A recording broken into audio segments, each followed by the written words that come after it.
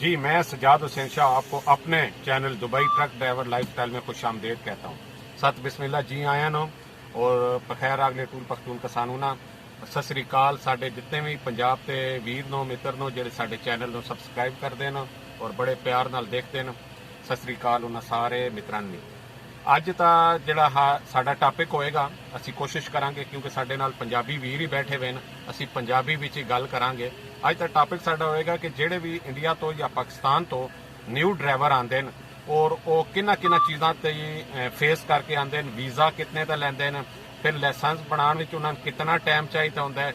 ਕਈ ਦਫਾ regular classes ਲਈ ਜਾਣੀਆਂ, ਕਈ ਜਗ੍ਹਾ ਤਾਂ ਲਮਸਮ ਕਰ ਲਿੱਤਾ ਜਾਂਦਾ ਹੈ। ਲਮਸਮ ਨੂੰ ਅਸੀਂ ਇਸ ਤਰ੍ਹਾਂ ਕਹਿ ਸਕਦੇ ਹਾਂ ਠੇਕਾ ਸਿਸਟਮ ਵੀ ਕਰ ਲਿੱਤਾ ਜਾਂਦਾ ਹੈ। ਲਿਹਾਜ਼ਾ ਇਹ ਜਿਤਨੀਆਂ ਕੁਝ ਚੀਜ਼ਾਂ ਇੱਕ ਨਵਾਂ ਬੰਦਾ ਆ ਕੇ ਫੇਸ ਕਰਦਾ ਹੈ, ਅੱਜ ਤੁਹਾਨੂੰ ਇੱਕ ਸਾਡੇ ਨਵੇਂ ਮਿੱਤਰ ਨੂੰ ਅੱਜ ਉਹਨਾਂ ਨਾਲ ਮੁਲਾਕਾਤ ਵੀ ਕਰਾਉਂਦੇ ਹਾਂ ਕਿਉਂਕਿ ਅਸੀਂ ਲੋਡ ਲੈ ਕੇ ਆਏ ਹੋਏ ਹਾਂ ਅਲਬਤਾ ਬਾਰਡਰ ਤੇ। ਅਸੀਂ ਸਾਊਦੀ ਅਰਬ ਦੀ ਬਾਰਡਰ ਤੇ ਬੈਠੇ ਹੋਏ ਹਾਂ ਔਰ ਇਹਨਾਂ ਦਾ ਵੀ ਲੋਡ ਸਾਡੇ ਨਾਲ ਸੀ।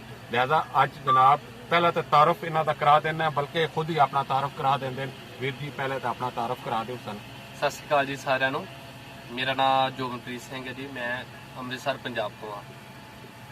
ਅੱਛਾ ਜੋਬਨ ਸਾਹਿਬ, ਤੁਸੀਂ ਹੁਣ ਥੋੜਾ ਜਿਹਾ ਆਪਣੇ ਨਾ ਪੰਜਾਬੀ ਜ਼ਬਾਨ ਵਿੱਚ ਹੀ ਦੱਸਣਾ ਕਿ ਜਿਹੜੇ ਵੀ ਸਾਡੇ ਨਾਜ਼ਰੀਨ ਦੇਖ ਰਹੇ ਨੇ ਕਿ ਉਹਨਾਂ ਨੂੰ ਵੀਜ਼ਾ ਕਿਸ ਤਰ੍ਹਾਂ ਮਿਲ ਸਕਦਾ ਹੈ ਅਗਰ ਤੁਸੀਂ ਇੰਡੀਆ ਵਿੱਚ ਪੰਜਾਬ ਵਿੱਚ ਬੈਠੇ ਹੋਏ ਹੋ।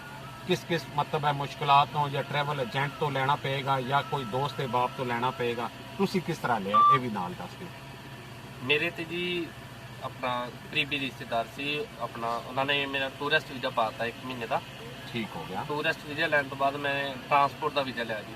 ਠੀਕ ਹੋ ਗਿਆ ਜੀ, ਉਹ ਮੈਨੂੰ 9000 ਦਾ ਵੀਜ਼ਾ ਪਿਆ ਜੀ। ਠੀਕ ਹੋ ਗਿਆ। ਪਹਿਲੇ ਤੁਸੀਂ ਟੂਰਿਸਟ ਵੀਜ਼ੇ ਤੇ ਆਏ ਹੋ, ਫਿਰ ਤੁਸੀਂ ਨਾਲ ਹੀ ਟਰਾਂਸਪੋਰਟ ਇੰਪਲੋਇਮੈਂਟ ਵੀਜ਼ਾ ਅਪਲਾਈ ਕੀਤਾ ਜੀ। ਤੇ ਇਹ ਜਦੋਂ ਟੂਰਿਸਟ ਤੋਂ ਤੁਸੀਂ ਇੰਪਲੋਇਮੈਂਟ ਵੀਜ਼ਾ ਚੇਂਜ ਕੀਤਾ ਤੁਹਾਨੂੰ ਵਾਪਸ ਇੰਡੀਆ ਤੇ ਨਹੀਂ ਜਾਣਾ ਪਿਆ? ਜੀ ਨਹੀਂ, ਉਹ ਆਪਾਂ ਇਨ ਆਊਟ ਹੁੰਦੀ ਆ, ਉਹ ਫਿਰ ਟਰਾਂਸਪੋਰਟ ਖੁਦ ਬ ਖੁਦ ਕਰਵਾ ਦਿੰਦੇ ਜੀ। ਨਾਜ਼ਰੀਨ ਇੱਕ ਥੋੜੀ ਜਿਹੀ ਇਹਦੇ ਵਿੱਚ ਮੈਂ ਹੋਰ ਵੀ ਗੱਲ ਤੁਹਾਨੂੰ ਐਡ ਕਰਦਾ ਕਿ ਜਿਸ ਟਾਈਮ ਤੁਸੀਂ ਟੂਰਿਸਟ ਵੀਜ਼ਾ ਤਬਦੀਲ ਕਰਦੇ ਹੋ ਇੰਪਲੋਇਮੈਂਟ ਵੀਜ਼ਾ ਵਿੱਚ, ਉਹਦੀ ਥੋੜੀ ਜਿਹੀ ਐਕਸਟਰਾ ਫੀਸ ਦੇਣੀ ਪੈਂਦੀ ਹੈ ਜੀ। ਅੱਛਾ ਠੀਕ ਹੋ ਗਿਆ। ਤੇ ਕਿਤਨੇ ਤਾਂ ਫਿਰ ਤੁਹਾਨੂੰ ਵੀਜ਼ਾ ਮਿਲ ਗਿਆ ਸੀ? ਇਹ ਮੈਨੂੰ 9000 ਦਾ ਵੀਜ਼ਾ ਪਿਆ ਜੀ। ਟਰਾਂਸਪੋਰਟ ਦਾ 9,000 ਦਾ ਵੀਜ਼ਾ, ਡਰਾਈਵਰ ਦਾ ਵੀਜ਼ਾ, ਹੈਵੀ ਟਰੱਕ ਡਰਾਈਵਰ ਦਾ ਵੀਜ਼ਾ। ਠੀਕ ਹੋ ਗਿਆ। ਅੱਛਾ ਵੀਜ਼ਾ ਨਿਕਲਣ ਤੋਂ ਬਾਅਦ ਫਿਰ ਕਿੰਨਾ ਟਾਈਮ ਲੱਗਾ ਤੁਹਾਡੀ ਫਾਈਲ ਓਪਨ ਹੋਈ ਹੈ? ਜੀ ਇਹ ਮੈਂ ਖੁਦ ਬ ਖੁਦ ਆਪਣੇ ਹੱਥੀ ਲਾਇਸੈਂਸ ਬਣਾਇਆ। ਸਿਰਫ ਮੈਂ ਵੀਜ਼ਾ ਲਿਆ ਸੀ ਰਵਾਬ ਕੋਲੋਂ ਟਰਾਂਸਪੋਰਟ ਦਾ, ਬਾਕੀ ਜਿਹੜਾ ਖਰਚਾ ਅੱਗੇ ਸਕੂਲ ਜਾਣਾ, ਸਕੂਲ ਫੀਸ ਭਰਨਾ, ਉਹ ਸਾਰਾ ਮੈਂ ਖੁਦ ਬ ਖੁਦ ਕੀਤਾ। ਅੱਛਾ ਜੋਬਨ, ਤੁਸੀਂ ਇਹ ਸਾਨੂੰ ਦੱਸੋ ਕਿ ਤੁਸੀਂ ਕਿਹੜੇ ਸਕੂਲ ਵਿੱਚ, ਮਤਲਬ ਕਿਹੜੀ ਸਟੇਟ ਦਾ ਤੁਹਾਡਾ ਵੀਜ਼ਾ, ਕਿਹੜੇ ਸਕੂਲ ਵਿੱਚ ਤੁਸੀਂ ਦਾਖਲਾ ਜਾ ਕੇ ਲਿਆ? ਮੇਰਾ ਉਮਰ ਕੁਵੈਨ ਦਾ ਹੀ ਵੀਜ਼ਾ ਸੀ।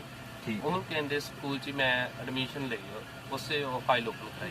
ਨਾਜ਼ਰੀਨ ਇੱਕ ਉਮਲ ਕੁਈਨ ਦੇ ਬਾਰੇ ਤੁਹਾਨੂੰ ਇਹ ਵੀ ਗੱਲ ਦੱਸਦਾ ਚੱਲਾਂ ਕਿ ਉਮਲ ਕੁਈਨ ਯੂਨਾਈਟਿਡ ਅਰਬ ਇਮਾਰਾਤ ਦੀ ਸਭ ਤੋਂ ਛੋਟੀ ਸਟੇਟ ਹੈ। ਸਭ ਤੋਂ ਛੋਟੀ ਸਟੇਟ ਦਾ ਜਿਹੜਾ ਦਰਜਾ ਉਹ ਵੀ ਉਮਲ ਕੁਈਨ ਕੋਲ। ਅੱਛਾ ਉਮਲ ਕੁਈਨ ਤੇ ਕਿਹੜੇ ਸਕੂਲ ਵਿੱਚ ਤੁਸੀਂ ਦਾਖਲਾ ਲਿਆ? ਮੈਂ ਆਈਡੀਅਲ ਸਕੂਲ 'ਚ ਲਿਆ। ਆਈਡੀਅਲ ਸਕੂਲ ਵਿੱਚ ਲਿਆ। ਅੱਛਾ ਇਹ ਵੀ ਦੱਸ ਦਿਓ ਕਿ ਤੁਸੀਂ ਰੈਗੂਲਰ ਕਲਾਸਿਸ ਲਈਆਂ ਕਿ ਮਤਲਬ ਠੇਕਾ ਸਿਸਟਮ ਤੁਸੀਂ? ਨਹੀਂ, ਮੈਂ ਠੇਕਾ ਸਿਸਟਮ ਕੀਤਾ ਜੀ। ਠੀਕ ਹੋ ਗਿਆ ਜੀ। ਠੇਕਾ ਸਿਸਟਮ ਤੇ ਤਕਰੀਬਨ ਤੁਹਾਡਾ ਕਿੰਨਾ ਖਰਚਾ ਆ ਗਿਆ? ਮਤਲਬ ਇੱਕ ਮੋਟਾ ਜਿਹਾ ਸਾਡੇ ਨਾਜ਼ਰੀਨ ਨੂੰ ਪਤਾ ਲੱਗਦਾ ਰਹੇ ਕਿ ਇਤਨਾ ਖਰਚਾ ਹੋ ਮੇਰਾ ਜੀ 10000 ਠੇਕਾ ਲੱਗਾ ਸੀ ਜੀ। 10000 ਸਿੱਧਾ ਕੀਤਾ ਸੀ, ਬਾਕੀ ਟਰਾਈ ਵਗੈਰਾ ਜੋ ਵੀ ਹੈ ਸਾਰਾ ਉਹ ਸਾਰਾ ਕੁਝ ਉਹਨਾਂ ਨੇ ਪੇ ਕਰਨਾ ਹੁੰਦਾ। ਮੈਂ ਸਿਰਫ ਖਾਲੀ 10000 ਰੁਪਏ ਦੇਣਾ ਤੇ ਮੇਰਾ ਜ਼ਿਆਦਾ ਸਮਾਂ ਨਹੀਂ ਲੱਗਾ। 3 ਮਹੀਨੇ ਤੇ 10 ਦਿਨਾਂ ਵਿੱਚ ਮੇਰਾ ਕੋਲ ਲਾਇਸੈਂਸ ਮੇਰੇ ਹੱਥ ਆ ਗਿਆ ਸੀ ਜੀ। ਠੀਕ ਹੋ ਗਿਆ। 10,000 ਦਿਰਹਮ ਇਹਨਾਂ ਦਾ ਟੋਟਲ ਖਰਚ ਆਇਆ ਔਰ 3 ਮਹੀਨੇ ਤੇ 10 ਦਿਨਾਂ ਬਾਅਦ ਇਹਨਾਂ ਲਾਇਸੈਂਸ ਮਿਲ ਗਿਆ। ਅੱਛਾ ਤੁਸੀਂ ਫਿਰ ਬਕਾਇਦਾ ਲਾਇਸੈਂਸ ਲੈਣ ਤੋਂ ਕਿੰਨੀ ਦੇਰ ਬਾਅਦ ਗੱਡੀ ਵਿੱਚ ਚਲਾਉਣ ਸ਼ੁਰੂ ਕੀਤੀ ਹੈ? ਔਰ ਇਹ ਵੀ ਦੱਸ ਦਿਓ ਕਿ ਉਮਲ ਕੁਈਨ ਜਿਹੜਾ ਸਕੂਲ ਹੈ ਉਹਦੇ ਵਿੱਚ ਟਰਾਲੇ ਤੇ ਟਰਾਈ ਲਿੱਤੀ ਜਾਂਦੀ ਹੈ ਕਿ 6 ਵੀਲਾਂ ਤੇ? ਜੀ 6 ਵੀਲ ਤੇ ਲਿੱਤੀ ਜਾਂਦੀ ਹੈ ਟਰਾਈ। ਉਮਰ ਕੁਵੈਨ ਦੇ ਸਕੂਲ 'ਚ 6 ਵੀਲ ਤੇ ਟਰਾਈ ਲਿੱਤੀ ਜਾਂਦੀ ਹੈ। ਠੀਕ ਹੋ ਗਿਆ। ਤੇ ਮੈਂ ਲਾਇਸੈਂਸ ਲੈਣ ਤੋਂ ਬਾਅਦ ਆਪਣੇ ਲਈ 2 ਮਹੀਨੇ ਮੈਂ ਤਲੀਮਾਂ ਕੀਤੀਆਂ ਕੰਟੇਨਰ ਤੇ। ਮੇਰਾ ਦੋਸਤ ਹੀ ਮੈਂ ਉਹਦੇ ਨਾਲ ਜਾਂਦਾ ਹੁੰਦਾ ਸੀ। 2 ਮਹੀਨੇ ਮੈਂ ਬੋਗੀ ਤੇ ਤਲੀਮਾਂ ਲੈਂਦਾ ਰਿਹਾ। ਉਸ ਤੋਂ ਬਾਅਦ ਫਿਰ ਮੈਂ ਗੱਡੀ ਚਲਾਉਂਦਾ। ਨਾਜ਼ਰੀਨ ਇੱਕ ਤਾਂ ਇਸ ਚੀਜ਼ ਦਾ ਤੁਹਾਨੂੰ ਖਿਆਲ ਰਹੇ ਕਿ ਜਦੋਂ ਵੀ ਕੋਈ ਨਵਾਂ ਲਾਇਸੈਂਸ ਲਿੱਤਾ ਜਾਂਦਾ ਹੈ ਸਵਾਇਸ ਸ਼ਾਰਜਾ ਤੋਂ, ਬਾਕੀ ਜਗ੍ਹਾ ਤੇ 6 ਵੀਲਾਂ ਤੇ ਲਿਆ ਜਾਂਦਾ ਹੈ, ਉਸ ਤੋਂ ਥੋੜੀ ਜਿਹੀ ਮਜ਼ੀਦ ਤਾਲੀਮ ਚਾਹੀਦੀ ਹੁੰਦੀ ਕਿਉਂਕਿ ਟ੍ਰੇਲਰ ਦਾ ਜਿਹੜੀ ਕਟਿੰਗ ਹੈ, ਰਿਵਰਸ ਹੈ ਔਰ ਚਲਾਣਾ ਔਰ ਲੰਬਾਈ ਦੇ ਹਿਸਾਬ ਨਾਲ ਥੋੜਾ ਜਿਹਾ ਨਹੀਂ ਕਾਫੀ ਫਰਕ ਹੁੰਦਾ ਹੈ। ਫਿਰ ਥੋੜੀ ਜਿਹੀ ਐਕਸਟਰਾ ਤਾਲੀਮ ਵੀ ਆਪਣੇ ਦੋਸਤਾਂ ਕੋਲ ਲੈਣੀ ਪੈਂਦੀ, ਜਿਹਦੀ ਵਜ੍ਹਾ ਨਾਲ ਫਿਰ ਆਉਣ ਵਾਲੇ ਟਾਈਮ ਵਿੱਚ ਤੁਸੀਂ ਕਾਫੀ ਹਾਦਸਾਤ ਤੋਂ ਬਚ ਸਕਦੇ ਹੋ। ਤੇ ਜੋਬਨ ਸਾਹਿਬ ਇਹ ਵੀ ਦੱਸ ਸਕਦੇ ਹੋ ਬਈ ਇਸ ਟਾਈਮ ਕੀ ਕੁਝ ਸੈਲਰੀ ਤੁਹਾਡੀ ਚੱਲ ਰਹੀ ਹੈ ਇਹਨਾਂ ਨਾਲ?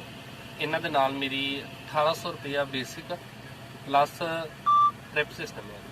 ਠੀਕ ਹੋ ਗਿਆ। ਅੱਛਾ, ਟ੍ਰਿਪ ਸਿਸਟਮ ਹੈ ਨਾਜ਼ਰੀਨ, ਇਸ ਤਰ੍ਹਾਂ ਹੁੰਦਾ ਹੈ ਕਿ ਅਗਰ ਇਹਨਾਂ ਲੋਡ ਕੀਤਾ ਹੈ ਸ਼ਾਰਜਾ ਤੋਂ ਰਿਆਜ਼ ਦਾ ਔਰ ਕਿਰਾਇਆ ਇੱਕ ਅੰਦਾਜ਼ਾ ਮੈਂ ਕਹਿ ਰਿਹਾ 2400 ਹੈ ਤਾਂ 240 ਰੁਪਇਆ ਇਹਨਾਂ ਦਾ ਕਮਿਸ਼ਨ ਹੋਏਗਾ। 1800 ਤੋਂ ਇਲਾਵਾ ਮਹੀਨੇ ਜਿੰਨੇ ਟ੍ਰਿਪ ਲਾ ਲੈਂਦੇ ਨੇ ਉਹ ਇਤਨਾ ਹੀ ਇਹਨਾਂ ਦਾ ਕਮਿਸ਼ਨ ਹੋਏਗਾ। ਚਲੋ ਜੋਬਨ ਸਾਹਿਬ, ਬੜੀ ਖੁਸ਼ੀ ਹੋਈ ਹੈ। ਤਾਂ ਤੁਸੀਂ ਕੀ ਕੁਝ ਸੁਜੈਸਟ ਕਰੋਗੇ ਆਪਣੇ ਨਵੇਂ ਨਾਜ਼ਰੀਨ ਨੂੰ ਜਿਹੜੇ ਸਾਡੇ ਪੰਜਾਬ ਤੋਂ, ਇੰਡੀਆ ਤੋਂ ਜਾਂ ਪਾਕਿਸਤਾਨ ਤੋਂ ਪੰਜਾਬੀ ਵੀਰ ਆਉਣਾ ਚਾਹੁੰਦੇ ਨੇ? ਉਹਨਾਂ ਵਾਸਤੇ ਬਿਹਤਰ ਹੈ ਕਿ ਉਹ ਆ ਜਾਣ ਜੀ ਉਹਨਾਂ ਵਾਸਤੇ ਬਿਹਤਰ ਹੈ ਬਹੁਤ। ਤੇ ਬਸ ਜਦੋਂ ਆਣਾ ਆ ਇਨਫੋਰਮੇਸ਼ਨ ਲੈ ਕੇ ਪੁੱਛ ਗਿੱਛ ਕੇ ਅਗਲਾ ਬੰਦਾ ਜਿਹੜਾ ਤੁਹਾਨੂੰ ਵੀਜ਼ਾ ਦੇ ਰਿਹਾ ਉਹ ਕਿਸ ਤਰ੍ਹਾਂ ਦਾ ਬੰਦਾ ਆ, ਗਏ ਲਾਇਸੈਂਸ ਬਣਾਉਣ ਤੋਂ ਬਾਅਦ ਗੱਡੀ ਦਿੰਦਾ ਆ, ਜਲਦੀ ਵੀਜ਼ਾ ਲਵਾ ਦਿੰਦਾ ਆ, ਕੰਮ ਕਰਾਉਂਦਾ ਆ ਸਾਰਾ। ਫਿਰ ਵੀ ਜਦੋਂ ਵੀ ਆਣਾ ਹੈ ਪੁੱਛ ਗਿੱਛ ਕੇ ਆਉਣਾ ਚਾਹੀਦਾ ਹੈ।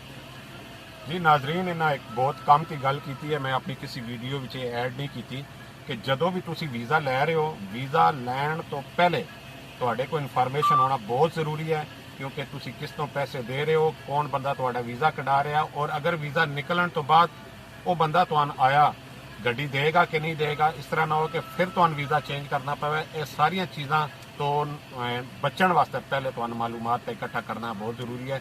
ਤੇ ਉਮੀਦ ਕਰਦੇ ਹਾਂ ਸਾਡੇ ਨਾਜ਼ਰੀਨ ਨੂੰ ਜਨਾਬ ਅੱਜ ਜੋਬਨ ਸਾਹਿਬ ਨਾਲ ਜਿਹੜਾ ਅਸੀਂ ਇੰਟਰਵਿਊ ਕੀਤਾ ਉਹ ਅੱਛਾ ਲੱਗੇਗਾ। ਹੋ ਸਕਿਆ ਤਾਂ ਸਾਡੇ ਚੈਨਲ ਨੂੰ ਸਬਸਕ੍ਰਾਈਬ ਕਰ ਦੇ, ਲਾਈਕ ਜ਼ਰੂਰ ਕਰ ਦਿੱਤਾ ਕਰੋ। ਇਹ ਇਤਨਾ ਆਸਾਨ ਵੀ ਨਹੀਂ ਹੁੰਦਾ ਵੀਡੀਓ ਬਣਾਉਣਾ, ਕਾਫੀ ਮੁਸ਼ਕਿਲਾਂ ਵਿੱਚੋਂ ਗੁਜ਼ਰ ਕੇ ਬਣਾਈ ਤੀ, ਲੇਕਿਨ ਸਿਰਫ ਤੁਹਾਡੇ ਲੋਕਾਂ ਤੱਕ ਇਨਫੋਰਮੇਸ਼ਨ ਪਹੁੰਚਾਉਣਾ ਸਾਡਾ ਮਕਸਦ ਹੁੰਦਾ ਹੈ। ਇਜਾਜ਼ਤ ਦਿਓ ਜੀ, ਅੱਲਾ ਹਾਫਿਜ਼। ਸਤਿ ਸ਼੍ਰੀ